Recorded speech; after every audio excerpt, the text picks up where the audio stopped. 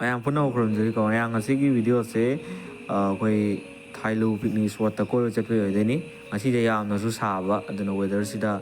ꯏꯁꯤꯡꯗ ꯏꯔꯣꯏꯅꯤꯡꯕꯒꯤ ꯋꯥꯈꯜ ꯐꯥꯎꯔꯛꯄ ꯍꯥꯏꯇꯥꯔꯦ ꯑꯗꯨꯅ ꯃꯌꯥꯝ ꯑꯩꯈꯣꯏ ꯏꯌꯥꯝꯕꯁꯤꯡ ꯍꯧꯅꯔꯒ ꯆꯠꯄꯅꯤ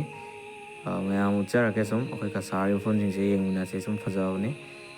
ꯑꯁꯤ ꯃꯐꯝꯁꯦ ꯀꯁꯥꯔ ꯄꯨꯊꯤꯈꯥꯜ ꯍꯥꯏꯗꯨꯅꯤ ꯑꯩ ꯚꯤꯗꯤꯑꯣꯁꯦ ꯂꯣꯏꯐꯥꯎ ꯁꯦꯝꯕ ꯉꯝꯗꯧ ꯃꯥꯟꯗꯦ ꯀꯩꯒꯤꯅꯣ ꯍꯥꯏꯗꯤ ꯑꯩ ꯃꯣꯕꯥꯏꯜꯁꯦ ꯐꯣꯟ ꯌꯥꯎꯁꯤꯜꯂꯛꯇꯕꯀꯣ ꯃꯌꯥꯝ ꯌꯦꯡꯃꯤꯟꯅꯁꯤ ꯃꯌꯥꯝ ꯑꯩꯈꯣꯏꯁꯦ ꯉꯁꯤ ꯋꯥꯇꯔꯐꯣꯜꯗ ꯀꯣꯏꯕ ꯂꯥꯛꯏ ꯂꯝꯕꯤꯗꯅꯤ ꯑꯩꯈꯣꯏ ꯗ꯭राꯏꯚꯔ ꯂꯩꯔꯦ ꯗ꯭राꯏꯚꯔꯒꯤ ꯒꯥꯔꯤꯅꯤ ꯃꯌꯥꯝ ꯁꯣꯏꯔꯦ ꯗ꯭राꯏꯚꯔꯒꯤ ꯃꯁꯥꯒꯤ ꯒꯥꯔꯤꯅꯤ ꯍꯥꯏꯗꯤ ꯋꯥ ꯁꯣꯏꯔꯦ ꯍꯧꯖꯤꯛ ꯑꯩꯈꯣꯏ ꯄꯨꯊꯤꯈꯥꯜ ꯌꯧꯔꯦ ꯄꯨꯊꯤꯈꯥꯜ ꯐꯖꯕꯅꯤ ꯃꯐꯝꯁꯦ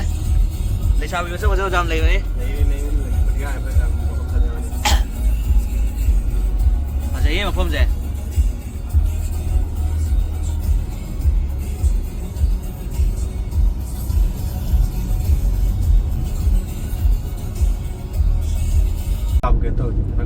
ꯑꯗꯨ ꯃꯥꯏ ꯃꯨꯖꯕꯩ ꯅꯠꯇꯦꯕ ꯑꯗꯨꯗꯣ ꯅꯨꯡꯁꯥ ꯁꯥꯔ ꯃꯌꯥꯛꯇꯨ ꯇꯧꯔ ꯑꯗꯨꯒꯤ ꯅꯨꯡꯉꯥꯏꯖꯗꯕ ꯃꯤꯗꯤ ꯈꯪꯅ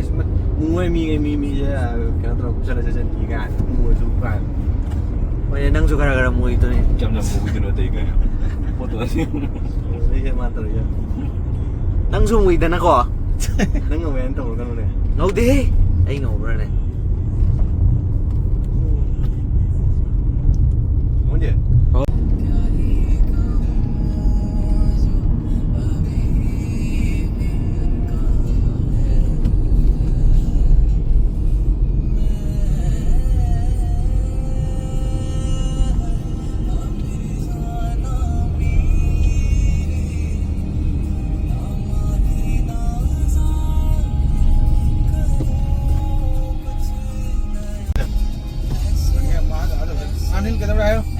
ꯃꯌꯥꯝ ꯑꯩꯈꯣꯏ ꯍꯧꯖꯤꯛ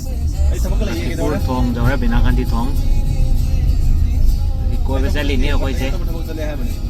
ꯉꯁꯤꯒꯤ ꯚꯤꯗꯤꯑꯣꯁꯦ ꯂꯣꯏꯐꯥꯎ ꯌꯦꯡꯕꯤꯌꯨ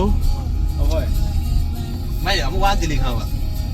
ꯂꯛꯈꯤꯄꯨꯔ ꯁꯅꯥ ꯑꯩꯈꯣꯏ ꯁꯥꯏ ꯁꯅꯥꯒꯤꯗ ꯂꯥꯛꯑꯒ ꯅꯨꯡꯁꯤꯕꯝ ꯐꯥꯎꯏ ꯀꯩꯅꯣ ꯑꯗꯨꯗꯤ ꯀꯩꯅꯣ ꯅꯠꯇꯦ ꯑꯩꯈꯣꯏ ꯃꯩꯇꯩ ꯃꯔꯛꯇ ꯁꯣꯝꯅꯥꯒ ꯂꯥꯛꯏꯅꯦ ꯇꯧꯔꯤꯔ ꯈꯪꯗꯦ ꯅꯨꯡꯁꯤꯕꯝꯗꯤ ꯐꯥꯎꯕꯅꯤꯀꯣ ꯀꯩꯅꯣꯝ ꯇꯧꯕꯅꯦ